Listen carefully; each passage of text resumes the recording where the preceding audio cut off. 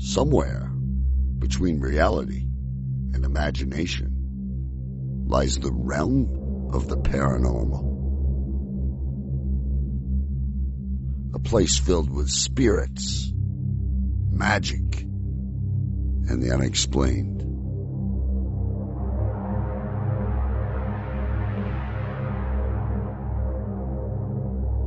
Come with us on our journey to discover if the stories are true or if they are all just smoke and mirrors.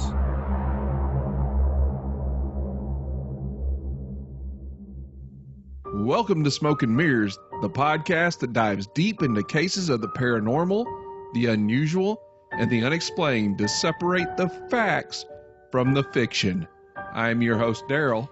And I'm Cindy. And today we're going to be talking to paranormal researcher and author Sylvia Shults. Sylvia is an expert on one of the most haunted locations in America, the Peoria State Hospital. We're going to be talking to her about that hospital, along with discussing her new book, Spirits of Christmas, The Darkside of the Holidays. I think it's going to be a pretty entertaining interview. There's a lot of weird stuff in that book about Christmas and everything else. But before we get to that, I want to ask you, are you nervous to do your first interview? Yup. Well, that was an unexpectedly short answer. Well, I've heard you do tons of them, so that's good. But I just really have kind of no idea what it's going to be like for me in there, what to say and what to do and when to talk and when to not. And so we'll see how it goes. Yeah, we'll play it by ear. And the more you do, the more comfortable you'll get doing them. And I think it's going to turn out okay. So just stay positive. And once we get to talking to Sylvia, I think you'll have a lot of questions for her. And hopefully this will turn out to be a really good interview. Yeah, I hope so. If it doesn't, then you can just ask her if she'll redo it with just you. No, that's not going to happen. All right. So without further ado, let's get into our interview. Today, we are happy to be joined by paranormal researcher and the author of such books as 44 Years in Darkness, which is the true story of Rhoda Derry, Fractured Spirits, and her new book, Spirits of Christmas, The Darkside of the Holidays. Welcome to the show, Sylvia Shults. Hi there. I'm delighted to be with you guys. We're happy to have you. Thank you. All right. Now, we really want to get into some of the macabre stories and customs that surround the Christmas holiday. But before we do, I want to ask, how did you get involved in paranormal research, and what drew you to the Peoria State Hospital in particular? Oh, boy, those are wonderful questions. I have always loved true ghost stories. I was the biggest chicken when I was a kid. I was scared of the dark when I was a kid. But, man, I just could not get enough of the true ghost stories. And it turns out that getting books out of the library and hiding under the covers with a flashlight and scaring myself senseless was actually vital career preparation. So that was pretty cool. But, yeah, I just love the true ghost stories. And I grew up in the Chicago area, so I grew up with the tales of Resurrection Mary and the Screaming Mummy at the Field Museum and all these wonderful tales. And then I moved down about 2 hours south of Chicago to Peoria. Yeah. And I don't live in Peoria, I live in Pekin, which is very close. And people started telling me about this wonderful haunted place. It's an abandoned mental asylum. It's called the Peoria State Hospital. And of course, at this point in my life, I'm like, oh, tell me more. Because I had never lost that childhood fascination with the other side, with true ghost stories. So I started exploring it. And I quickly realized that there was so much more to the Peoria State Hospital than just simply ghost stories. I mean, you say haunted mental asylum, and your mind automatically goes all American Horror Story on you, and you automatically assume pain and fear and abuse. And it is my privilege and my great joy to tell people that was not the case at the Peoria State Hospital. This was a place of caring and compassion. This is a place where the patients were treated like family. So it is so wonderful to share that story. Yeah, and that's one of the things that I've noticed I've seen several ghost investigation shows and videos on the hospital, and they always portray it as a place of cruelty and mistreatment. But from what I've read, it was really, it was a good hospital. They treated their patients well. They had a high recovery rate. And really, before the government cut its funding for the hospital, it was really That's exactly good. Right. Yes. So, why do you think these shows and other videos just kind of push that urban myth out there that it was really bad? I think people are drawn to tragedy. It's interesting when people are suffering. Just like the song says, it's interesting when people die. But yeah, people are drawn to other people suffering. And it's so strange to hear about a place, especially a mental asylum, where people were actually cared for. But this was a place of caring, and you're exactly right. It was the fact that the government started cutting funding that led to the downfall of the Peoria State Hospital, just as it did to so many other state hospitals. But yeah, we had the highest rate of cure of any asylum anywhere. We were really a wonderful place. I think that your childhood kind of resembles mine as far as being the world's biggest chicken, because I'm totally fascinated by all things spooky and paranormal, but they scare me. I still have to sleep with my feet totally under the covers so nothing gets me. And Oh yeah. So that's funny that you said that, because I can totally relate. So what I wanted to ask you about was Rhoda Derry, who seems to be one of the most famous residents that was at the hospital. Can you tell us a little bit about her? Her story's pretty heartbreaking. Absolutely. She is one of our most cherished spirits on the hilltop. The story of Rhoda Derry is one of the great tragedies of mental health care in Illinois, and it's one of the great success stories of the Peoria State Hospital. Rhoda was born in 1834 in southern Illinois, Adams County. She was the youngest of 9 children, the baby of the family. Beautiful, beautiful young girl. She was a farmer's daughter, and when she was 16 years old, she fell in love with the son of a neighboring farm family, Charles Phoenix. We don't know exactly how far their relationship went, but we do know that when they were both 18, they had been courting for a couple of years, Charles asked Rhoda to marry him, and she said yes. Now, there was one person that was very much against this relationship, and that was Charles's mother, Nancy Phoenix. The Derrys were dirt poor. They were tenant farmers. They didn't even have land to farm on their own. The Phoenixes, on the other hand, were very well off. Rhoda was the youngest of 9 children, but Charles was the oldest son of only 4 children, so he stood to inherit his father's land. So Nancy was not about to have her baby boy Charles marry one of these dirt poor Derrys. Yeah. So she actually confronted Rhoda in the street, and she threatened her. She said, "If you do not release my son from this engagement, I will curse you." Yeah. Now, this is something that actually Rhoda would have taken very seriously, because her grandmother, Moll Derry, was known as the fortune teller of the Revolution. She was a practitioner of Pennsylvania Dutch hex magic. So threatening her grandchild, Rhoda Derry, with witchcraft was something that it would have gotten Rhoda's attention very quickly. Right. Several weeks after this encounter with Nancy Phoenix, Rhoda had some sort of break with consensual reality. She started to hallucinate. She swore that invisible witches were swooping around the cabin and swooping down to attack her. Her mother, Rachel, was about the only person that even tried to understand what Rhoda was going through. Rachel would keep a pistol in her apron pocket, and when Rhoda started having these fits, these hallucinatory fits, Rachel would whip out the pistol and start firing it around the cabin, which I'm not exactly sure how helpful that would have been to someone hallucinating, but that's the only way Rachel knew how to deal with this. And the tragic part about this is that these are small towns that they're living in. Word travels. Yeah. Nancy discovered very quickly what she had done, the damage she had caused. And she tried to get in to see Rhoda to say, you're fine. There is no curse. Snap out of it. But the damage had already been done. And Rhoda kept, she went downhill very quickly after that. She was put in the state hospital at Jacksonville for 2 years.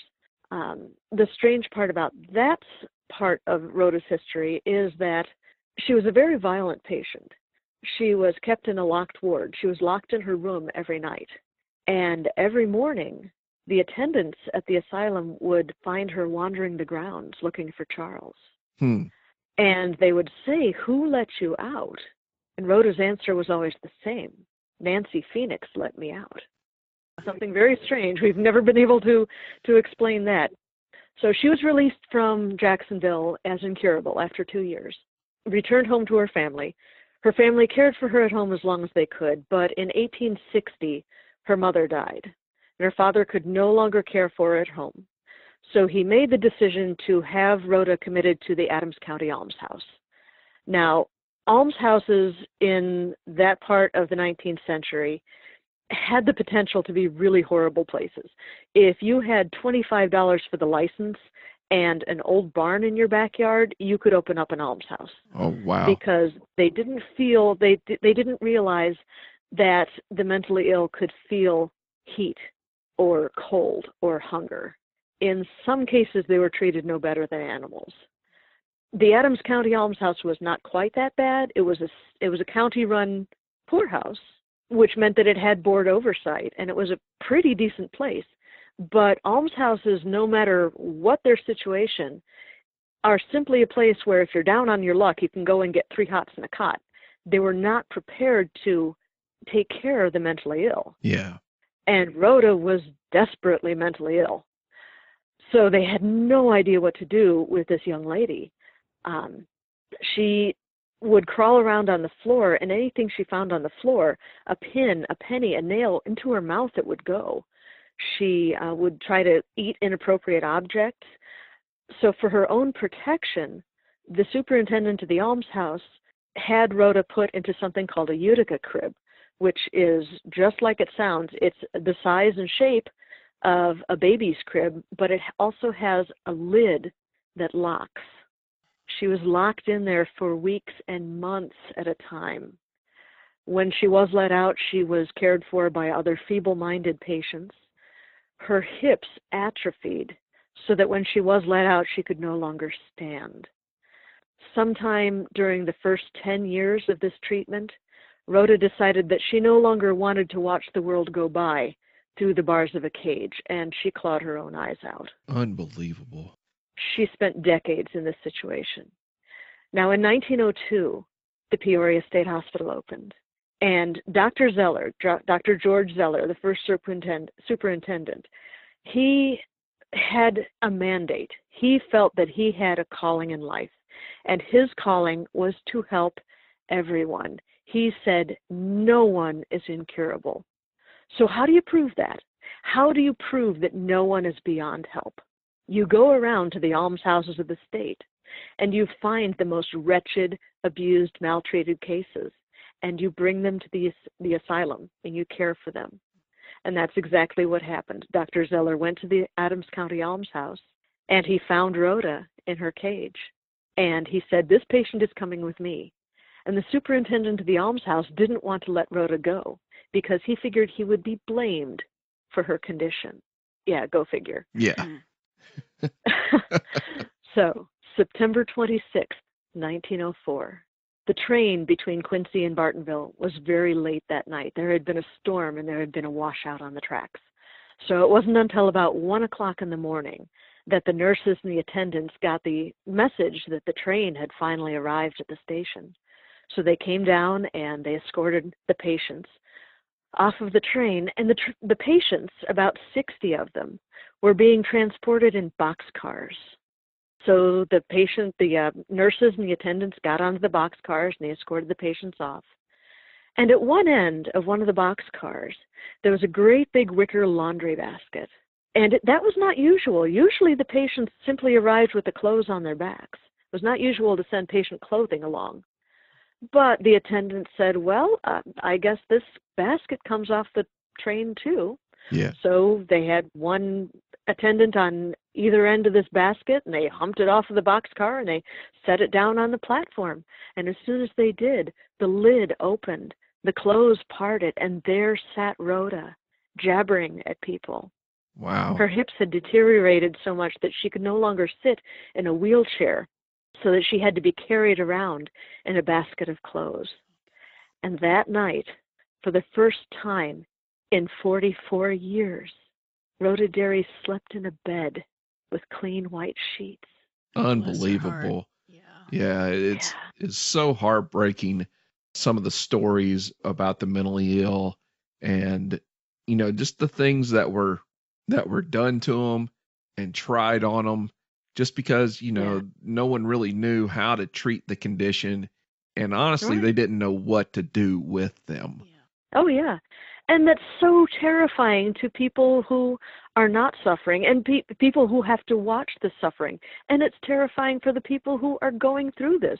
I mean, you say I have a broken leg, or I have epilepsy, or I have gastric distress or something like that.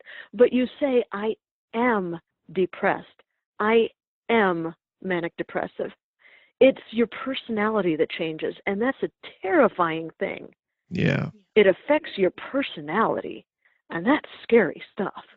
One of the things I've wondered about her was with the maybe future mother-in-law threatening to curse her and her believing in that. And then I know I came from Illinois, and I lived in a very small town. A lot of those towns are 1 mile by 1 mile square. And yes. So probably everyone in town knew about her and knew what was going on. And I can just imagine that the threat of a curse and then the pressure within the town just was too much for her to take, and it just pushed her over the edge. Oh, yes. I'm afraid that's exactly what happened. I cannot even imagine a small town. I've never actually, I've lived in a small town, but for a very short time. But I can imagine the gossip that goes on and the talking behind people's backs. Yeah. Yeah. Yeah, that whole story is just so heartbreaking. Yeah. Yeah, and there are lots of stories about people there at the hospital hearing her, or they think they hear her dragging herself along from one room to another. Yes. And she is probably the most famous spirit there at the hospital. But are there some stories about some of the lesser known spirits that maybe haunt the hospital? Well, yes, we have many, many spirits. Most of them we don't know their names, of course, because either they're not able to tell us or they've been lost to history. There is a very famous spirit on the hilltop. His name is Bookbinder. Okay. And his is a story that gets told every Halloween around these parts. Bookbinder came to us in 1906. He had suffered some sort of nervous breakdown at work. And his breakdown was so total and so complete that he was rendered mute. He was unable to tell the intake nurses his name. So all anybody knew about this guy was that he had worked in a bookbindery, either in Peoria or Chicago, we're not sure which. So lacking any other information, the nurses wrote down in the intake ledger a manual bookbinder, and he became known as Bookbinder, or Old Book for short. Now, one of Dr. Zeller's genius ideas was that he gave every able-bodied patient a job to do. It gave them a reason to get up in the morning. It gave them something useful to fill the hours of the day. It gave them a sense of purpose. Yeah. So Bookbinder was set on cemetery detail. It was his job to keep the cemeteries neat and tidy, pick up any stray branches and whatnot. And one of his jobs was to dig the graves. And that's what he did. He dug the grave for the first funeral that it was held after he got there, and he stuck around for the funeral. And he was standing by the graveside attending the funeral, and a tear started tracking down his cheek, and his shoulders started hitching. And pretty soon he was just sobbing openly, and he didn't want to disturb anyone, so he walked over to the middle of the cemetery. There's a great big an elm tree, standing in the middle of the cemetery, and he leaned against the elm tree and just started bawling. And when the funeral was over, he collected himself and wiped his face off and came back and filled in the grave. And he did this for every funeral he attended, and he attended every funeral that was held on the hilltop. Old Book became sort of an urban legend around the asylum. If a patient knew that they were on their deathbeds, they would snag a passing nurse and they would say, "Hey, make sure Old Book cries for me, or I won't get into heaven." Oh, wow. So in 1911, Old Book himself passed away. And he was a very well-liked personality at the asylum. So his funeral was very well attended. And they sang a hymn and they gave the eulogy, and Dr. Zeller was there. And they had ropes slung underneath the coffin, and the coffin was sitting on top of the empty grave with boards underneath it. And they lifted up the coffin with the ropes, slid the boards out, and lowered the coffin into the grave. Well, they were about to do this, and 4 burly guys on each end of these ropes, they lifted the coffin, and the coffin just bounced up into the air as though it were empty. And they didn't know what was going on, and at the same time, there was a noise coming from the graveyard elm. Everyone turned to look, and there was a howling going on. Everyone looked, and there was Old Book, the specter of Old Book, leaning against the graveyard elm and just howling and carrying on for all he was worth. People fell to their knees. People ran away. They didn't know what to do. Dr. Zeller marched over to the coffin, and he said, "I want that coffin open right now." And they ran and got a crowbar, and they jimmied the coffin lid open. And as soon as the coffin lid opened, the specter vanished, the cries ceased, and there in the coffin was Old Book, undeniably dead. Oh, my goodness. And Dr. Zeller said, "It was horrible, it was awful, but it was real. I saw it. 100 nurses and 300 spectators saw it." The story of the old elm doesn't end there. The story of Old Book doesn't end. In about 6 weeks or so, after Old Book's funeral that raised such a ruckus, the old elm started to die. And they poured water on it, they tried to save it, but no use. This old tree was on its way out. And everyone wanted to save Old Book's tree, but it just wasn't happening. So Dr. Zeller was a very safety-conscious guy. So he sent out a crew to chop the tree down. And at the first couple of strokes of the axe, the crew swore they could hear the voice of Old Book coming from inside the tree. So they threw their axes down. They said, "Oh, we don't want any part of this."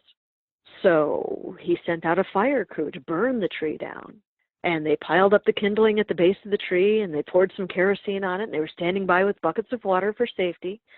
And they touched a match to the kindling, and the smoke started to rise, and in the smoke, they saw the face of Old Book. And in the crackling of the flames, they heard Book's cries. And they said, "Oh, no, we can't burn Old Book's tree down." So they tossed water on the fire, they put the fire out. And they came back to Dr. Zeller, and they said, "We just can't do that." So the old tree was allowed to die on its own. And legend has it that when it fell right between the rows of gravestones and didn't damage a single stone as it fell. Wow. Yeah. See, and those are the kinds of stories that I absolutely love. And I think that maybe the art of storytelling has dwindled some over the years. And it's nice to hear those stories repeated as part of kind of an oral tradition. And move from generation to generation, even if they change slightly. And of course, they're always changed just a little and embellished a little bit more. Yes. But there's such a part of the history of the area and really the country as a whole, because no matter where you go, there's always local legends and local stories. And oh, yes. it's just really, I don't know. It's one of those things that really interests me as a person and just as someone who loves history. Mm-hmm. These types of stories are just, I mean, they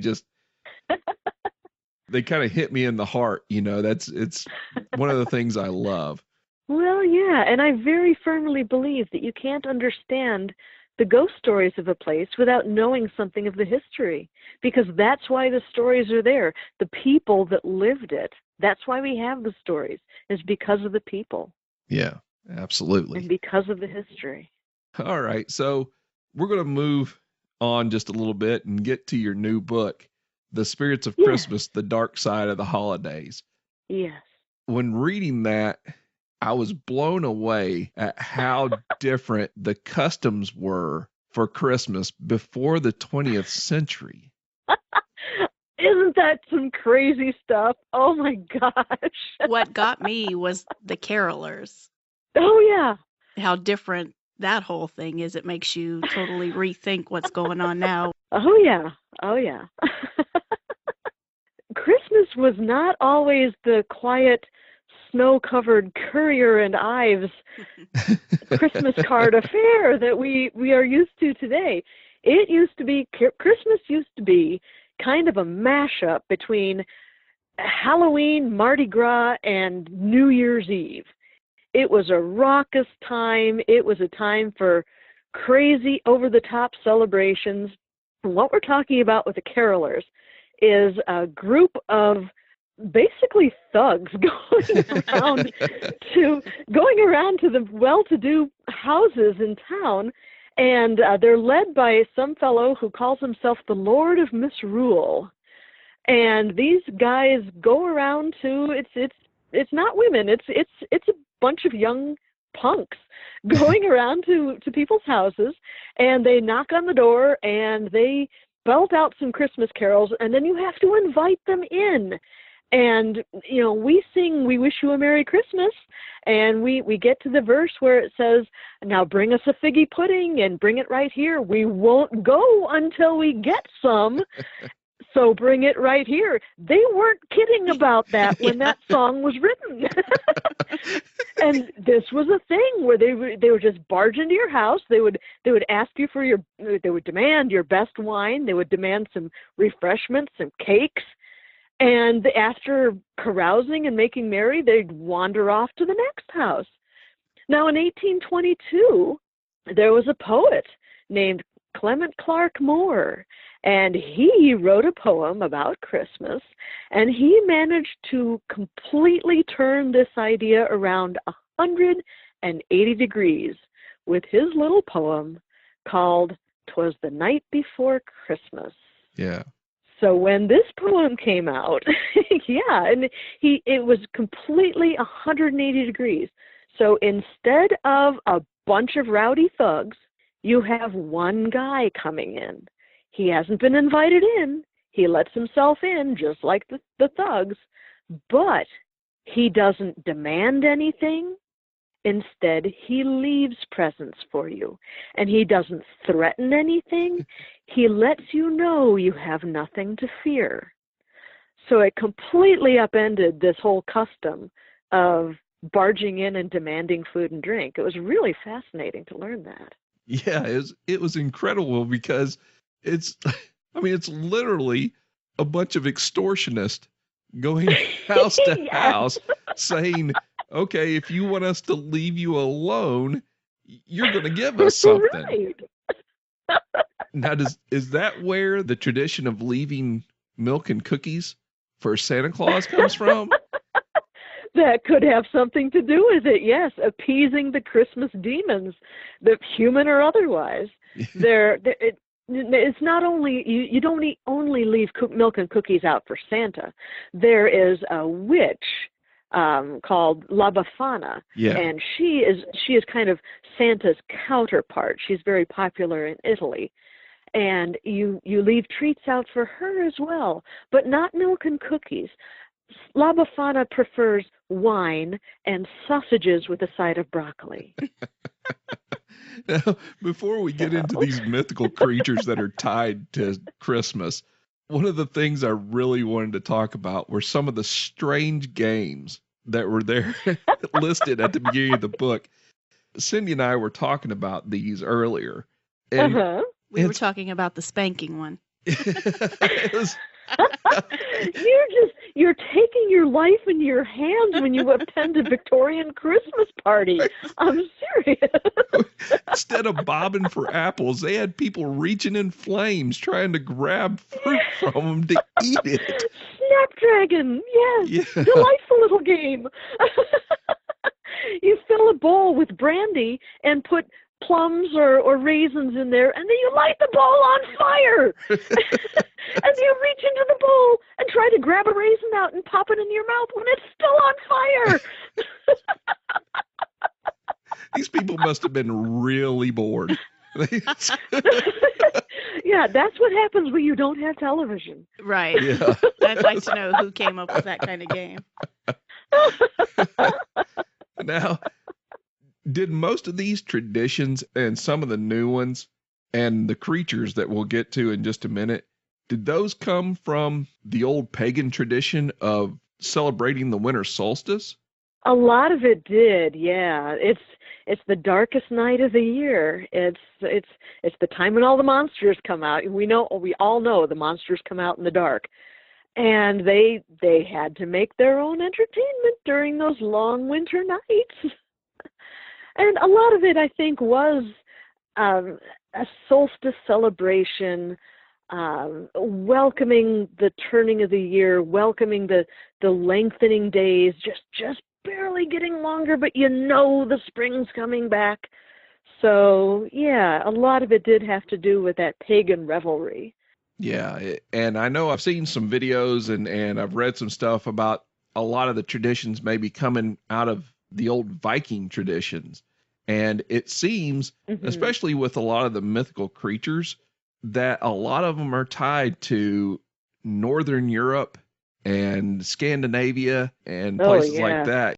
And I know everyone knows, or a lot of people know about Krampus because of the movie and everything else. But I mean, some of these that are in the book are just absolutely incredible. Like one of the ones that stood out for me because I'm blind is St. Lucia.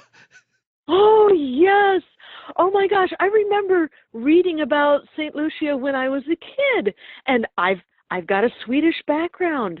And I read this Swedish custom about the oldest daughter in the house puts on this white dress with a red sash and a crown of holly with lit candles on top. And she goes around to the household and wakes them up early in the morning by bringing them steaming hot from the oven saffron buns. I thought that was wonderful. I said, I'm Swedish. I'm the oldest daughter of the household. We should do this. This is so cool.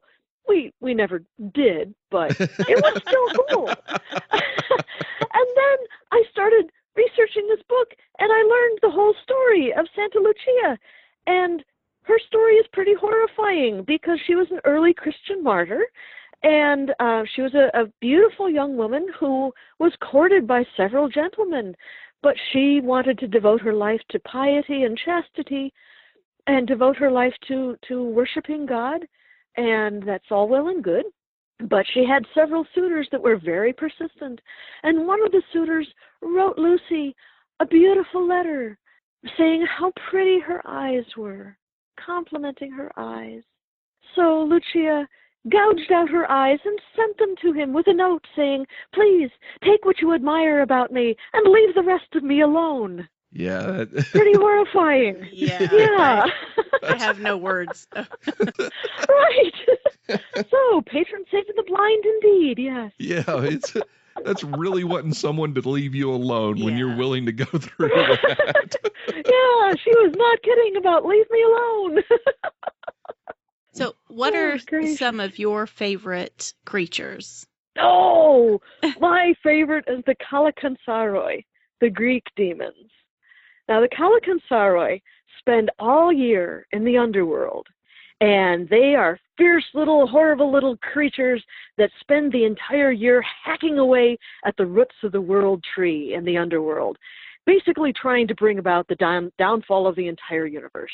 Okay. But once a year, they are allowed up on the surface to make mischief and wreak havoc for humans. And while they are up on the surface during the 12 days of Christmas, between Christmas Eve and the Feast of the Epiphany, January 6th, while they are up there, the roots of the world tree heal themselves, so that when the Kalakansaroi return on January 7th, they have to start all over again and spend the rest of the year trying to destroy the universe. But while they're on the surface, the Kalakansaroi run around and they make all sorts of horrible mischief for humans, and they try to kill humans when they can, so they're very dangerous. But if you suspect that a Kalakansaroi is around, there's a good way to get rid of him. All you have to do is build a bonfire and throw dirty, stinky, nasty shoes on it. Yes, because the smell, the smell of the burning foot funk reminds the Kalakansaroi of hell.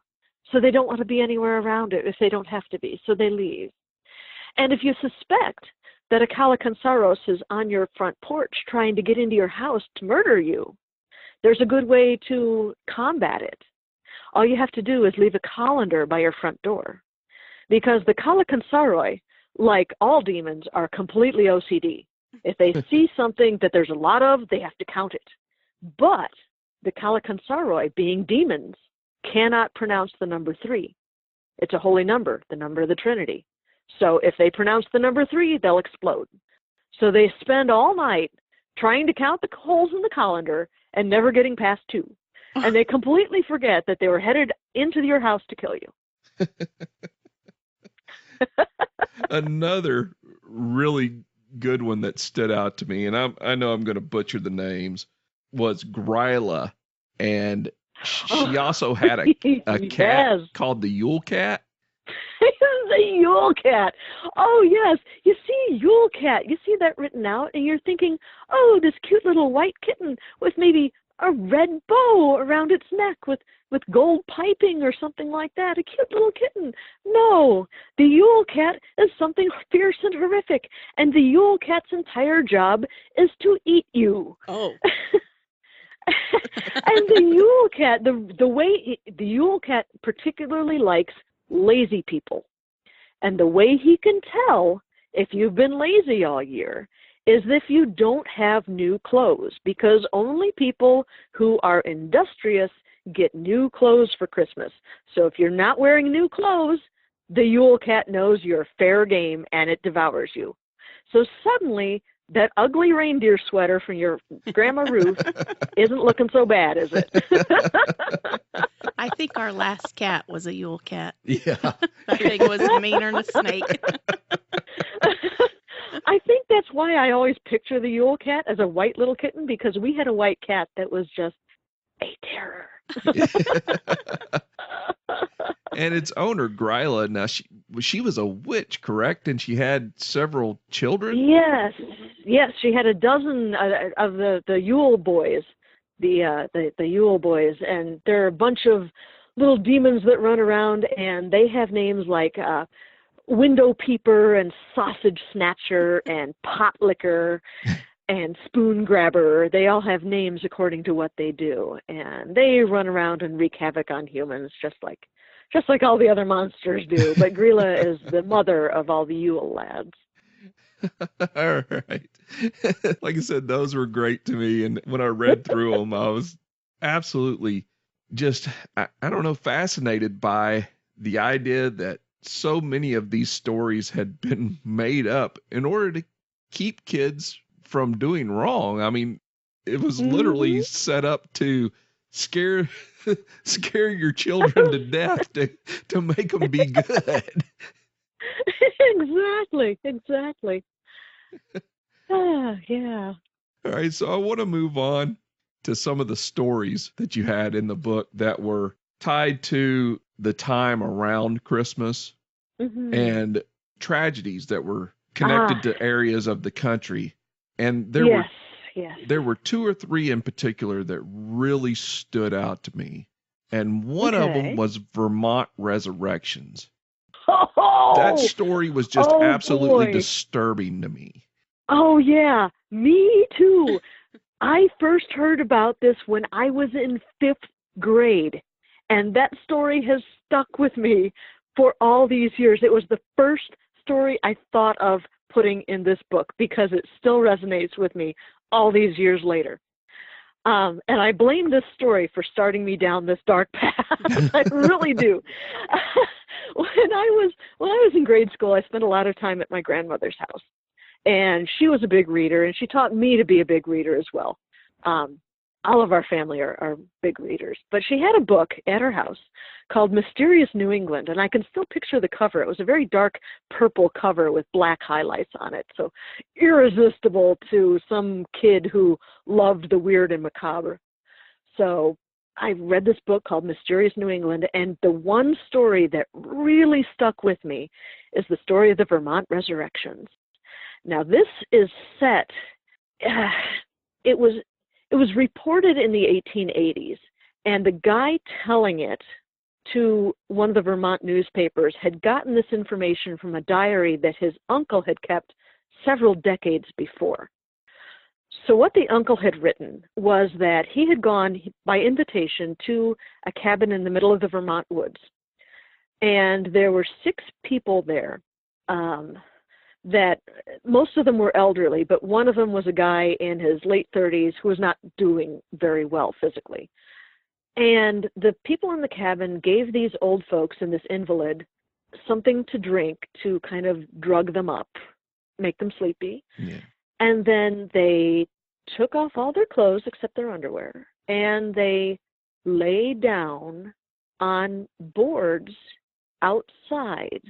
And this was in the dead of winter. And they went to sleep, and they froze to death. And this guy that was reporting on it watched their limbs and their fingers and their noses turn all waxy and white. And he said he stayed out there just gripped with this horrible, gruesome fascination, watching these people's bodies freeze. He couldn't stand it anymore. He was too cold, and he was too creeped out. And he went back into the cabin.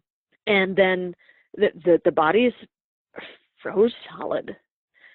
And when they were done freezing, the people in the cabin came out, and they put all the bodies, they lined them up in this pit they had dug, and they packed straw around them and put a white cloth over their faces to keep the straw away from their faces.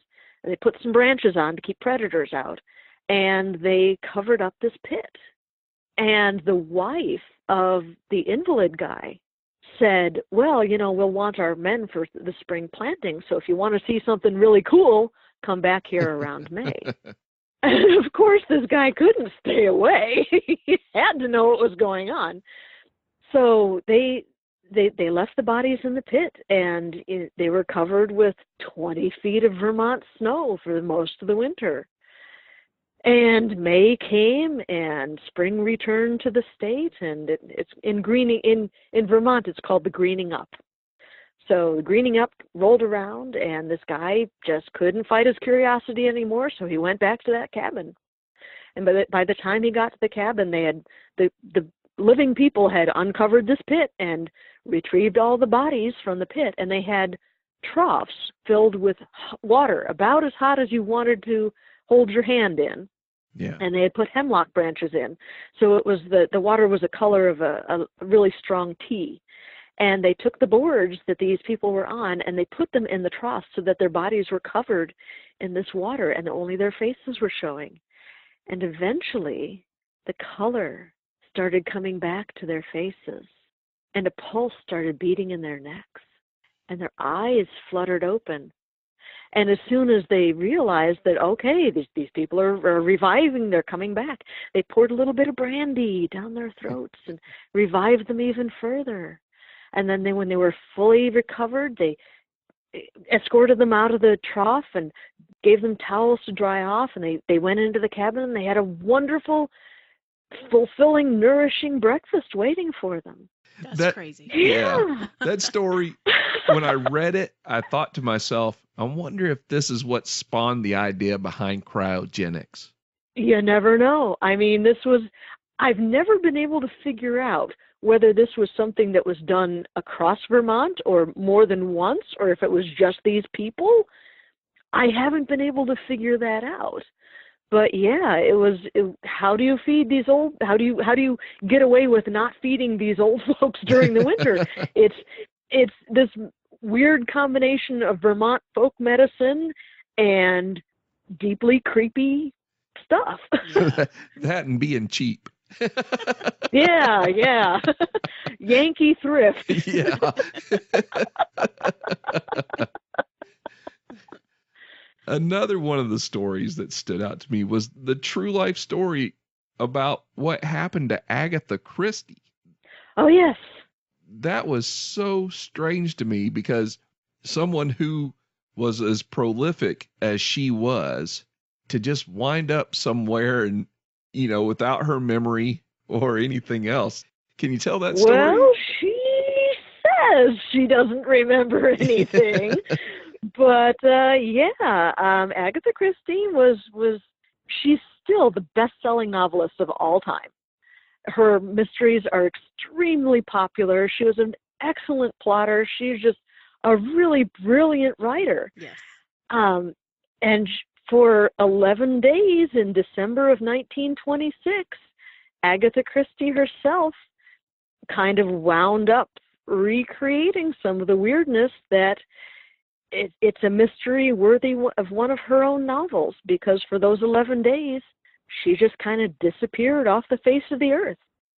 So shortly after 9:30 p.m. on Friday, December 3rd, 1926, Agatha Christie went and kissed her sleeping daughter goodnight and didn't wake her up or anything, just kissed her goodnight, and went down to the garage and got in her car and drove away from the house.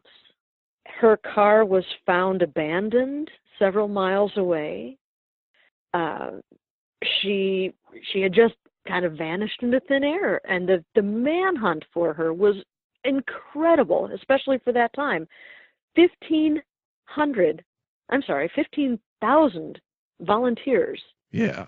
Were out there beating the bushes, combing the landscape for this woman who had just disappeared.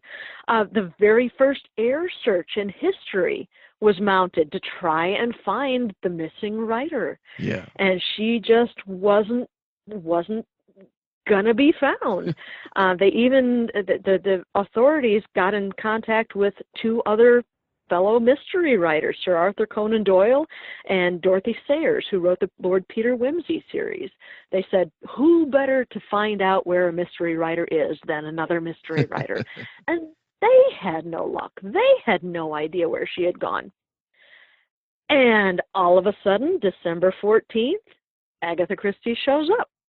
She turned up safe and sound at a spa hotel in Harrogate, Yorkshire, which is about 190 miles from where her car had been found abandoned. And she was just, blithely going on like nothing had happened. Somebody noticed her and recognized her and called her husband and said, hey, she's here, come and get her.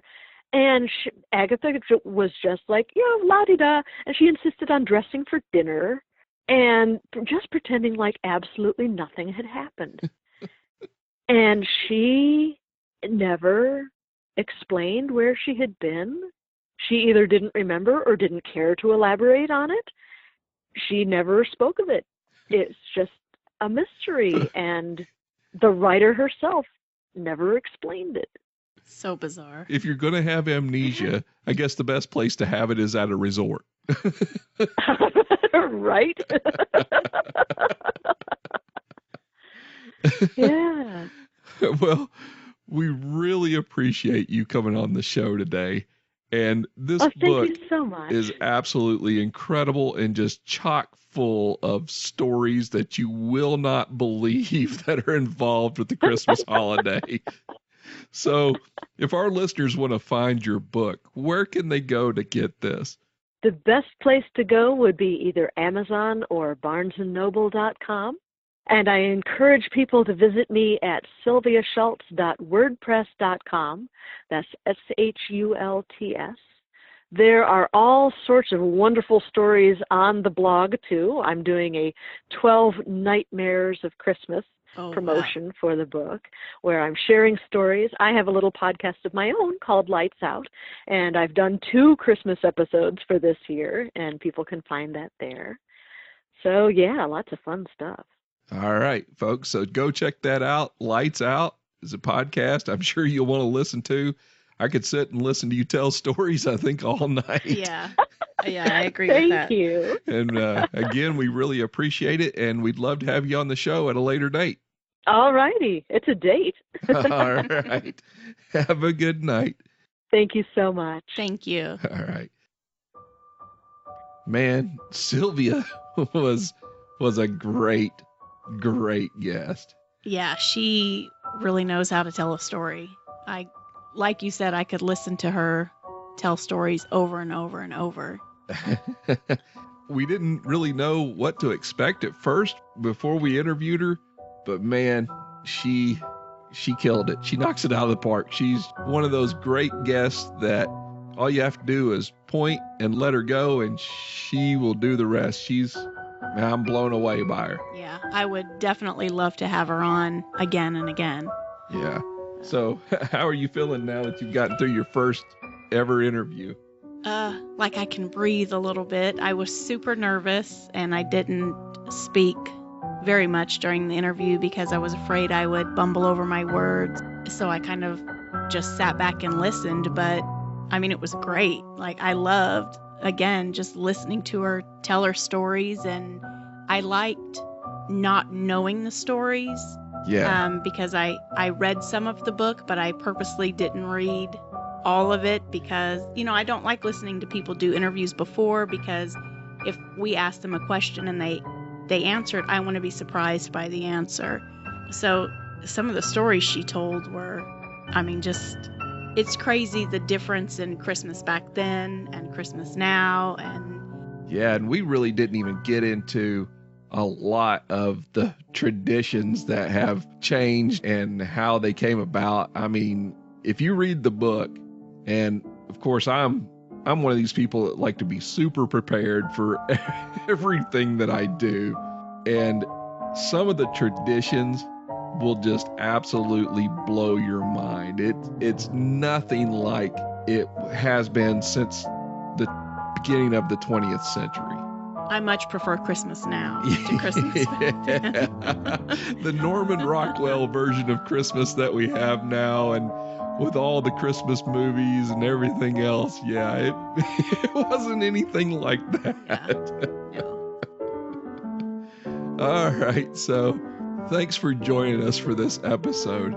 If you enjoy the show, rate and review us on iTunes, or leave us a comment on Spreaker, Blueberry, iHeartRadio, our YouTube channel, or on our website at smokeandmirrorspod.weebly.com. You can find podcasts, videos, and great Smoke and Mirrors gear there. Just search for Smoke and Mirrors Paranormal on your favorite podcast player. If it isn't there, let us know. We'll be happy to get it added for you. Also, you can find us on Facebook at Smoke and Mirrors Paranormal. Give it a like and join the discussion group so you can let us know what you think about the show. If you would like to help support the cast, check out our Patreon at patreon.com/smokeandmirrorsparanormal for exclusive shows and more. Also, remember to send in your stories of paranormal encounters to smokeandmirrorspod@gmail.com. We would love to read these on the show. Yeah, and now when we were talking about the Christmas games, the one that Cindy was referring to was a game called Hot Cockles. That's the spanking one. Yeah, in this game, a guy would hold a woman down, and then other people would come up and spank the woman, and then she would have to try to figure out who it was that spanked her. These are the kind of stories you're going to find in this book. We play a similar version of that sometimes. It's a little bit like that, but not quite so much. Now, before we go, I want to thank Chris the Mole Man at the Couch Potato Files podcast. He gave us a nice shout out on his show and had some kind words for us, and I really appreciate that. And also, I want to give a shout out to the guy who did our intro for us. His name is DK, and he's one of the hosts of a show called Cave Crew Radio, and they're live every Thursday night. It's a funny show. You should check those guys out. And again, they said some nice words about us. I really appreciate it. And I just thank everyone out there who's a podcaster and who's a listener, who listens to the show. We're having a lot of fun making these, and we hope you're entertained, and we hope to continue on doing what we're doing here. Yeah. Okay, well, thanks again so much for listening and subscribing. We hope you have a great night. Have a good night.